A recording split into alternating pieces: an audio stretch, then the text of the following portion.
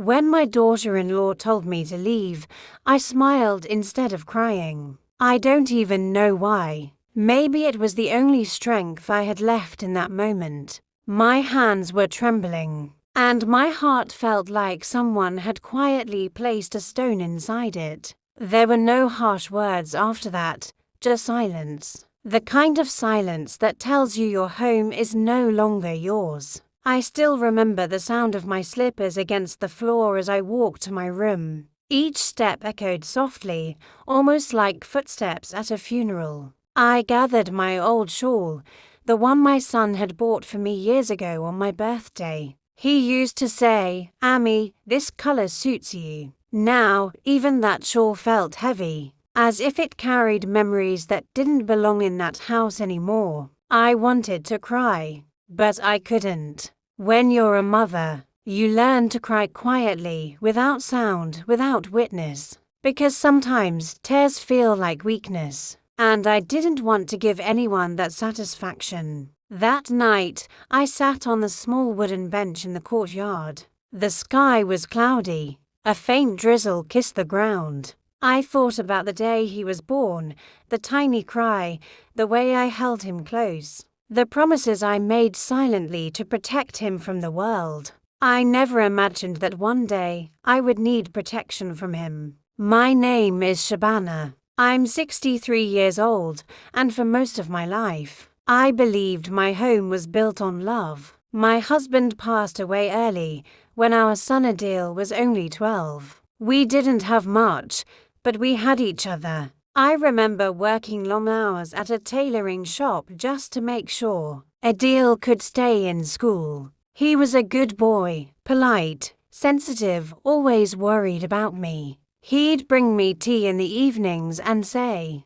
"Amy, when I grow up, you won't have to work anymore." Those words kept me going through the hardest years. I stitched dreams into every shirt, every dress I made. When Adil finished college, he found a job in the city. He'd call me every day at first, small things. "Amy, did you eat? Amy, I saw a scarf that looks like yours. Amy, guess what? They gave me my first salary." I'd laugh and tell him to save it, but he sent some home anyway. That was the kind of son he was. Years passed, and then one day he said, "Amy, there's someone I want you to meet." Her name was Sarah. I still remember the first time she came to visit. Pretty girl with kind eyes and a soft voice. She brought sweets and touched my feet with respect. I thought, Alhamdulillah, my son has chosen well. The wedding was small but filled with joy. Relatives came, laughter filled the courtyard, and for the first time in many years, I danced. I remember whispering to myself, now I have a daughter too. Those were good days. After the wedding, Adil and Sarah moved into our house. It wasn't big at rooms, a kitchen, and a small veranda, but it was enough. The mornings were busy. I'd make breakfast. She'd help sometimes. Adil would sit at the table, reading the newspaper, while I scolded him for not finishing his tea. We were a family. But slowly, things began to change. At first, it was small. Sarah would say things like, "Amy, maybe you should rest. I can handle the kitchen." Her tone was polite, and I was grateful for her care. But over time, her tone changed. Gentle words carried sharp meanings. If I tried to help, she'd sigh and say, "It's okay, I'll redo it later." I told myself it was nothing. Maybe she was just trying to make her own place, like all new brides do. But one evening, I overheard her talking to Adil in the living room. She said, "Your mother doesn't trust me. She treats me like a guest." My heart dropped. It wasn't true. I trusted her completely. But when Adil came to me that night, his voice sounded different, distant. "Amy," he said softly, "Sarah feels like you don't like her." I smiled, even though it hurt. "She's mistaken, Beta. She's my daughter now." He nodded but didn't look convinced. That was the first crack. Tiny, invisible, but enough for air to pass through. Enough for distance to grow. Days turned into months. Sarah started managing everything, bills, groceries, even how the furniture was arranged. I didn't mind, but sometimes I felt like a guest in my own home. One day I went to make tea, and she gently moved me aside. "It's okay, Amy, I'll make it. You rest." Her words were kind, but her eyes weren't. Adil noticed none of it. He'd come home tired, and she'd greet him with smiles and soft words. I stayed quiet, not wanting to trouble him. Mothers do that, we hide our pain so our children can smile. Then the whispers started. She'd talk to her friends on the phone, softly at first, but I could hear enough. She doesn't let us live freely. She's always watching. I feel suffocated.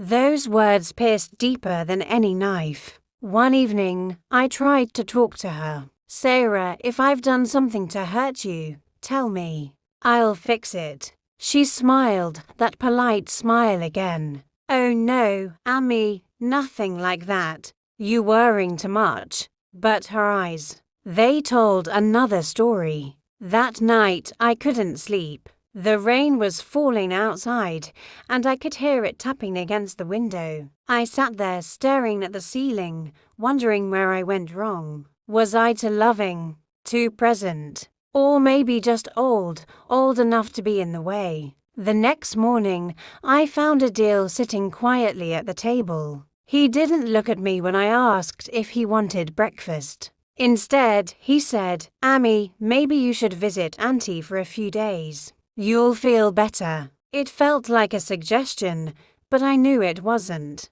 It was the beginning of something I wasn't ready to face. When Adil told me to visit my sister for a few days, I tried to smile. I didn't want him to see the hurt behind my eyes. He said it so casually, like it was a small thing. But a mother knows when something has changed in her child's voice. It was softer, but also guarded. Like there were walls between us now, and I couldn't see over them. I told him, "Beta, I'm fine here. You two need your space, and I have my garden to look after." He hesitated. "Amy, it's just for a short while. You've been feeling low. Sarah thinks a change will help." He didn't say asterisk, I think, asterisk. He said asterisk, Sarah thinks, asterisk. That was when I realized whose idea it really was. That night, I sat by my window again. The streetlight flickered outside, and the wind made the curtains dance softly. I watched shadows move along the walls, familiar shapes that suddenly felt strange. How did my home become a place where I was being sent away for my own good? The next morning, Sarah made tea. She placed a cup in front of me, smiling. "Amy, don't take it the wrong way. We just want you to relax a little. You've been working too hard." Her tone was sweet, almost caring, but her eyes were watching my reaction carefully. I nodded, pretending to agree. "Maybe you're right, Beta. A few days might do me good." Inside, my heart felt heavy, like I was packing away years of love into a small bag. Before I left, I went into Adil's room. He was getting ready for work, tying his shoes. For a moment, I saw my little boy again, the one who used to hold my finger when crossing the street. I wanted to tell him everything, that I was scared, that I felt unwanted, but the words stayed trapped behind my lips. So instead, I said softly, "Take care of yourself, Beta." He looked up and smiled faintly. "Don't worry, Amy, we'll call you every day." He didn't. My sister lived in another city, a quiet neighborhood where life moved slowly. Her home was warm, filled with laughter from her grandchildren. She welcomed me with open arms, but even in her kindness, I felt like a visitor. At night, I'd sit by the window and wait for my phone to ring. Sometimes it did. Adil would call, his voice tired, distracted.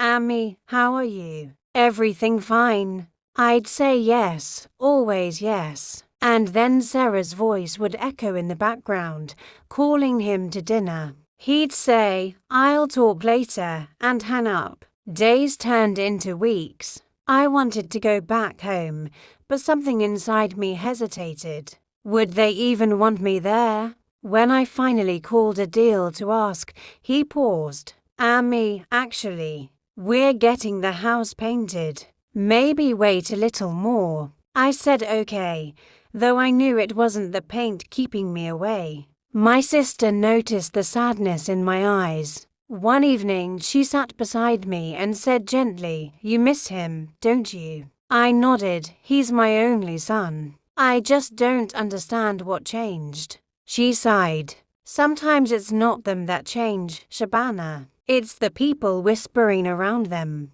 Those words stayed with me. The people whispering. And I knew exactly who she meant.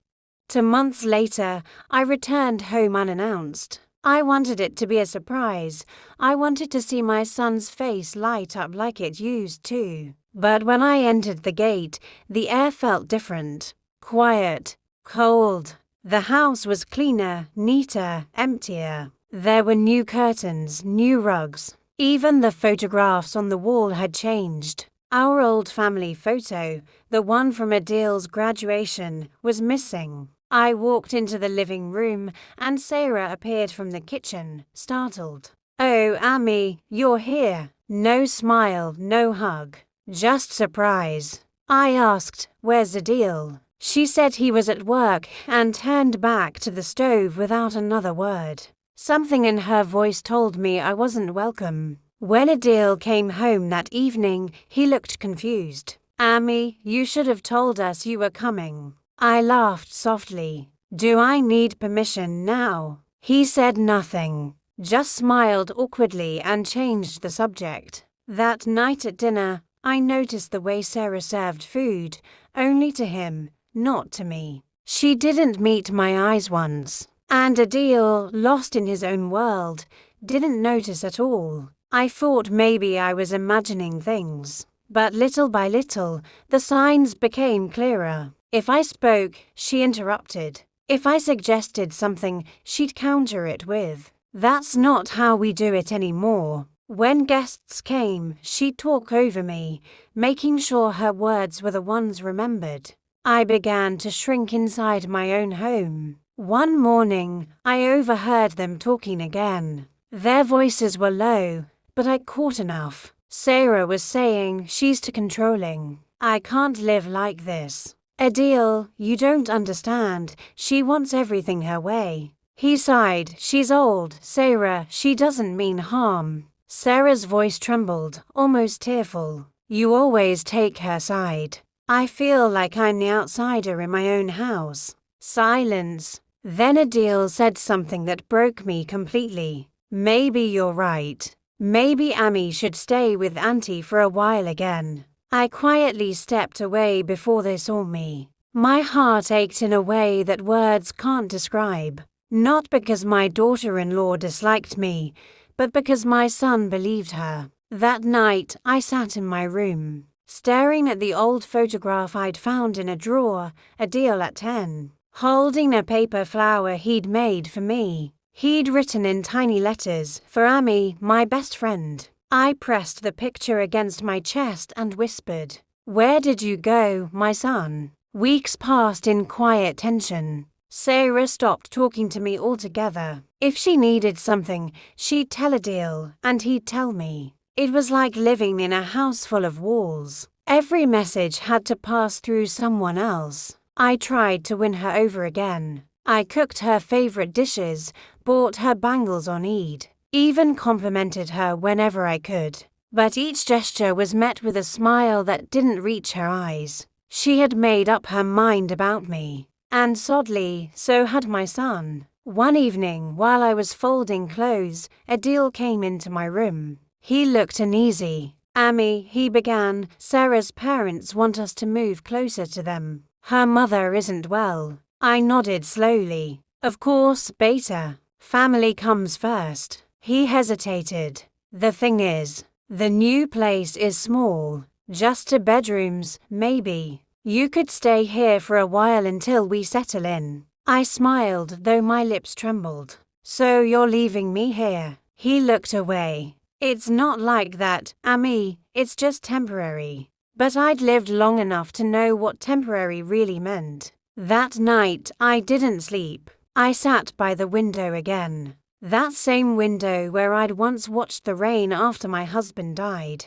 Except this time, the loneliness felt deeper. Because this time, I wasn't a widow. I was a mother with a living son who had already let go. When they finally left, the silence in the house was unbearable. I walked from room to room, touching the walls. The furniture, everything still smelled like them. The sound of their laughter, their footsteps, all gone. Only the echo remained. Days turned into weeks. No calls, no visits. I told myself they must be busy. But even lies start to hurt when repeated too often. One afternoon, a neighbor came by. She said casually, "I saw Adil and Sarah near the new market. They looked happy." I didn't know they'd moved so far away. Her words felt like salt on an open wound. So they had settled. Without me. That evening, I sat on the veranda watching the sunset. For the first time in my life, I felt truly old. Not because of my age, but because my purpose as a mother had ended. He had a new life, a new world, and I was no longer part of it. Still, a mother's heart doesn't stop hoping. Every time the phone rang, my heart skipped a beat. Every festival, every Friday, I'd wait for him at the door. Sometimes I'd even set an extra plate on the table, just in case. But the chair across from me always stayed empty. It had been nearly 6 months since Adil and Sarah moved away. The seasons had changed, the garden I once cared for now lay covered in dry leaves. The mornings felt heavier, quieter. I had learned to live with the silence, though it never really left me. One Sunday afternoon, as I sat mending an old cushion cover, my neighbor's little boy came running to the gate. He handed me an envelope with my name written on it, in Adil's handwriting. My hands trembled as I opened it. Inside was a short note. Amy, I hope you're doing well. We've been busy, but we'll visit soon. Please don't worry. Love,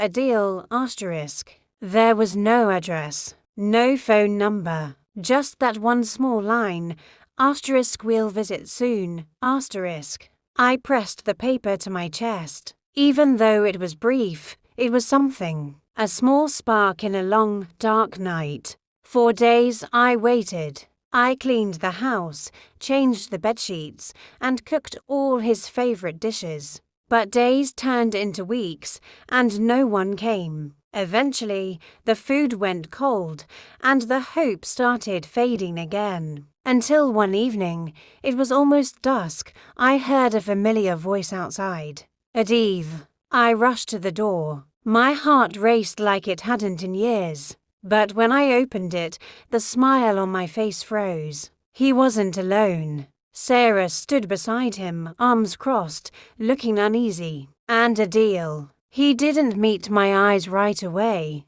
Amy, he said softly, we needed to talk. Something about his tone, polite, distant, made my heart sink. I invited them in. I poured tea, but the silence between us was louder than any sound. Finally, Adil cleared his throat. Amy, we've been thinking. Things haven't been easy. Sarah feels uncomfortable sometimes. I nodded slowly. Uncomfortable. Did I do something wrong? Sarah shifted in her seat, avoiding my gaze. It's not about wrong, Amy, it's just the environment. It's tense. I don't feel at peace when we visit. Her words were smooth, carefully chosen. I could tell she'd practiced them. I smiled faintly, though my voice trembled. Beta, this is your home. There's no need to feel like a guest. She looked down, saying nothing. And Adil, my son, didn't defend me.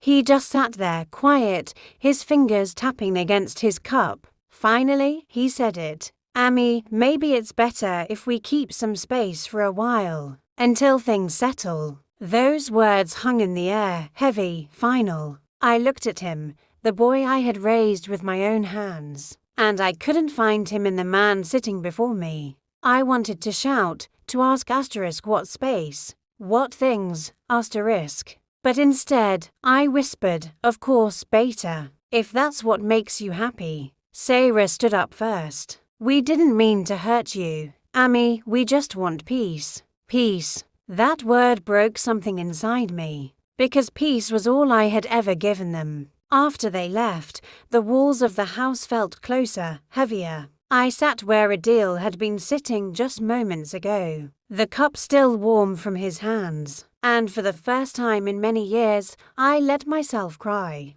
Not quietly this time, the kind of cry that comes from deep inside, where all the years of patience and silence finally give way. A week later, I decided to visit them. Not to argue, not to accuse, just to see him. A mother doesn't stop being a mother, no matter what words are spoken. I took the bus to their new neighborhood. It was modern, full of tall buildings and narrow streets. I carried a small box with homemade sweets, asterisk gulab jamans asterisk, his favorite. When I reached their apartment, my hands trembled as I rang the bell. Sarah opened the door. Her expression froze the moment she saw me. Ami, you came. Yes, Beta. I was nearby. I thought I'd surprise you both. She hesitated. Adil isn't home. Maybe you could come another time? Before I could reply, a voice came from inside.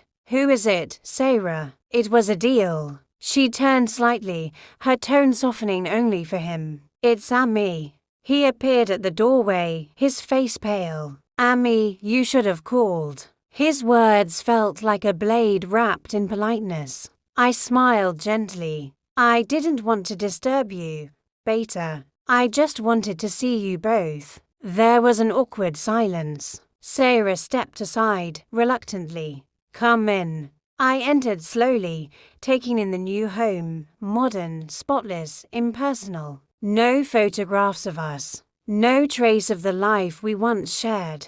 I handed him the box of sweets. I made these for you. He took it without meeting my eyes. Thank you, Ami. Sarah said, we're actually heading out soon. Maybe you can stay just for tea. Her voice sounded polite, but I knew she wanted me gone. I sat at the edge of the sofa, holding my shawl tightly. The silence stretched until Adil said quietly, Ami, we think it's better if you call before visiting next time. It's not that we don't want you here, it's just. Sarah feels uncomfortable when things are sudden. I stared at him. My son, my blood.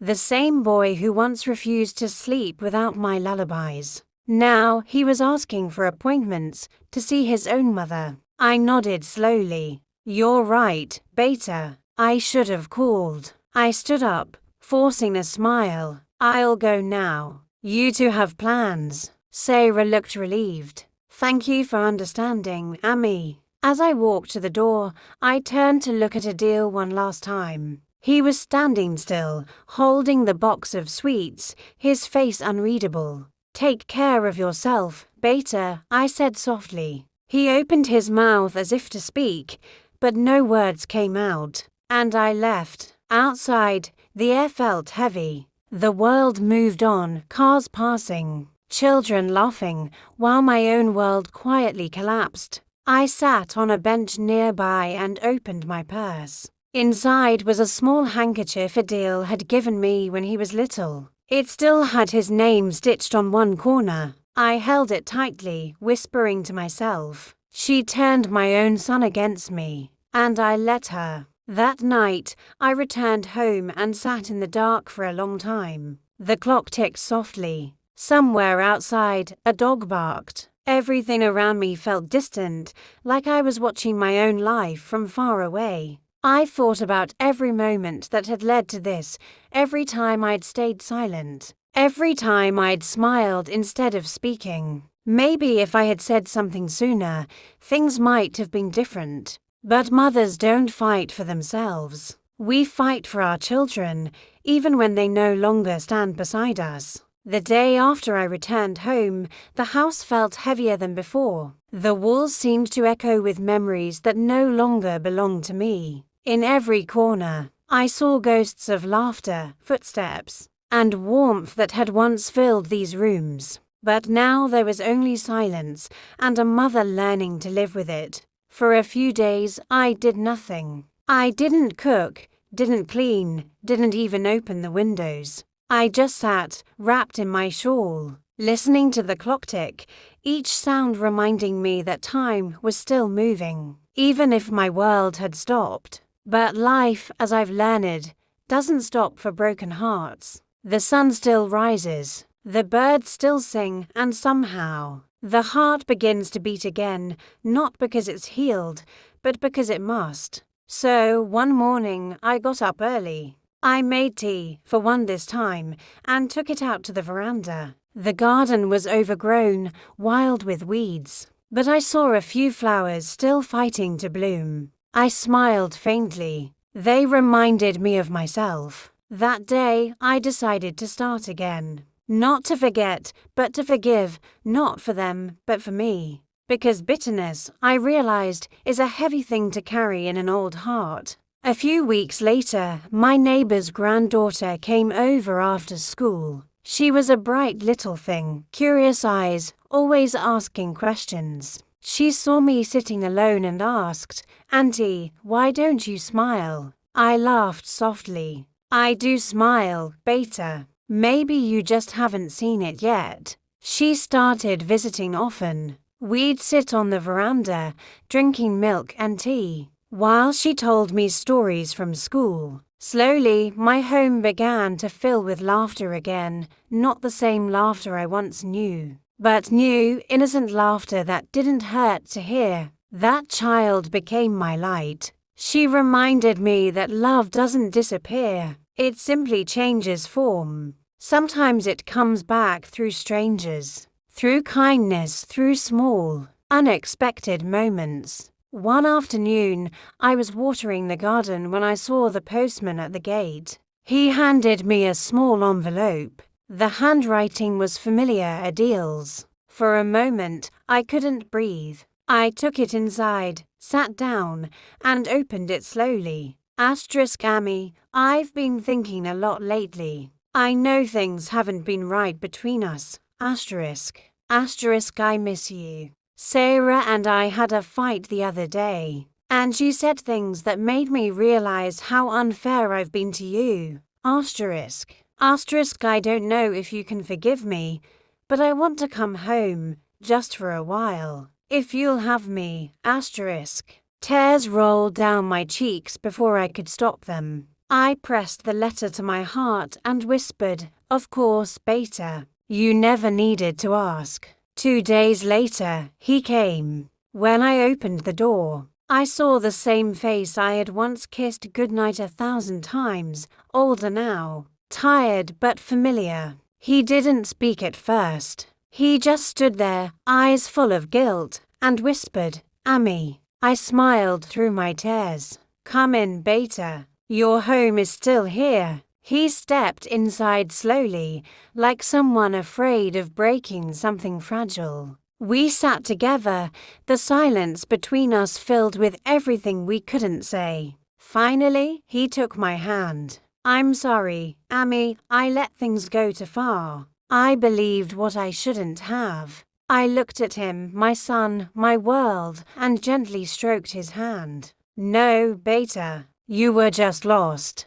We all lose our way sometimes." He lowered his head and cried softly, and I let him, because a mother's lap never forgets her child's tears, no matter how old he becomes. He stayed the night. We ate dinner together, like we used to, simple food, quiet company. There were no big words, no explanations, just peace. The next morning, he said he had to return but promised to visit often. And this time, I believed him. After he left, I didn't feel sadness, only calm. Because even if he didn't come back again, I knew he remembered, and that was enough. Weeks passed, and I continued with my quiet life. Sometimes Sarah would call, polite, distant conversations, but I didn't hold anger anymore. She was young, insecure, learning her own lessons.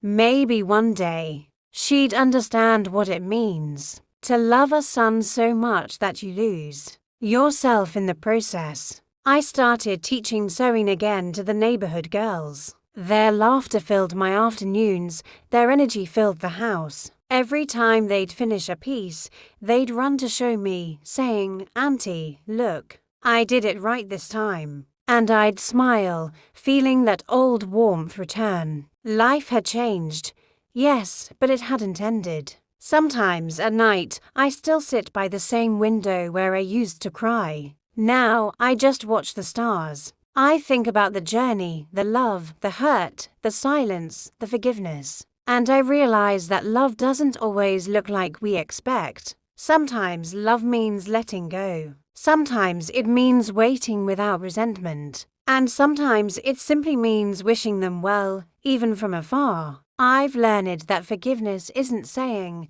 asterisk it's okay, asterisk. It's saying, asterisk I'll be okay, asterisk. Because in the end, peace doesn't come when others change, it comes when your heart does. If someone had told me years ago that I'd live alone and still feel complete, I wouldn't have believed them. But now I understand, motherhood isn't about possession. It's about love without condition. And love, no matter how it changes, always leaves something behind, strength. I look at my garden now, alive again, blooming after years of neglect. Maybe pain is like that too. It breaks you open, so new life can grow in places you thought were dead. And as the evening light touches my face, I whisper softly, I forgive you, my son. I forgive her too. Because love that once was pure doesn't deserve to end in bitterness. The wind rustles through the trees, almost like an answer. And for the first time in a long time, I feel free. It's been 3 years since that day. The house isn't as silent as it used to be. The garden is green again, the roses bloom every spring, and the sparrows have built their nests near the kitchen window. I live alone, yes, but I am not lonely anymore. Sometimes on quiet afternoons, I hear laughter outside, children from the neighborhood playing, calling my name, Auntie, come see. They remind me that life keeps moving, no matter how many times the heart breaks. And perhaps that's the beauty of it, we keep finding new reasons to love. Adil visits now and then. He brings me small gifts, a shawl, some sweets, sometimes just himself. We don't talk about the past anymore. He doesn't apologize, and I don't ask for one. We've both learned that forgiveness isn't about words, it's about presence. When he sits quietly beside me, sipping tea, that silence says more than any apology could. Sarah comes to sometimes. She's softer now. Maybe motherhood changed her, maybe life did. When she enters, she touches my hand and says, "How are you, Ami?" And I smile and tell her, "I'm fine, Beta. Always fine." It's not the same as before, but that's all right. Love doesn't always come back the way it left.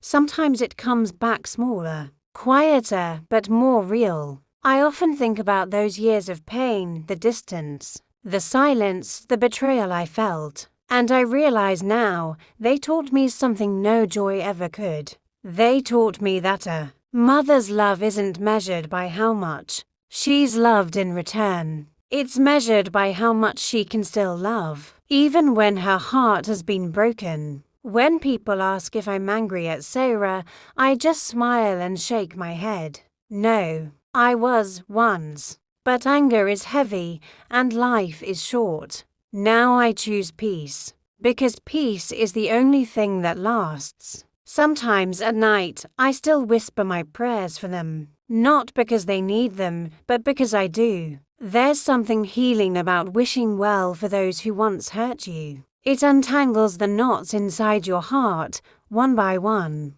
I've learned that letting go doesn't mean forgetting. It means remembering without pain. It means looking at the same memory and seeing light instead of darkness. When I look at Adil now, I see not the son who turned away, but the boy I raised, kind, good-hearted, and human. He made mistakes, just like I did, and that's all right. We're both learning how to love again, this time with gentler hands. The other day, as we sat in the garden, he looked around and said, "Ami, everything looks just like it used to." I smiled, "Not everything, Beta. Some things have grown." He looked at me curiously. "Like what?" I placed my hand over my heart and said, "This." He smiled then, that same smile I had missed for years. And in that moment, all the pain, all the distance, all the words left unsaid, melted away. What remained was love, quiet, unconditional, and free. Life has a way of breaking us open so light can enter. What once felt like the end of everything turned out to be the beginning of peace. I don't hold anger anymore, not even sadness, just gratitude for the love that once was and for the strength it left behind. If you are listening to my story tonight and your heart feels heavy, if someone you love has turned away, or if you've been left alone in the quiet, remember this: you are still whole. Love doesn't disappear just because someone couldn't see it. It stays inside you, growing, softening, turning into wisdom. Forgive them not because they deserve it, but because you do. And when the world feels too silent, listen closely. Somewhere in that silence, your heart is still beating, whispering the same truth I've come to know. That love, real love, never truly leaves. It just changes its home.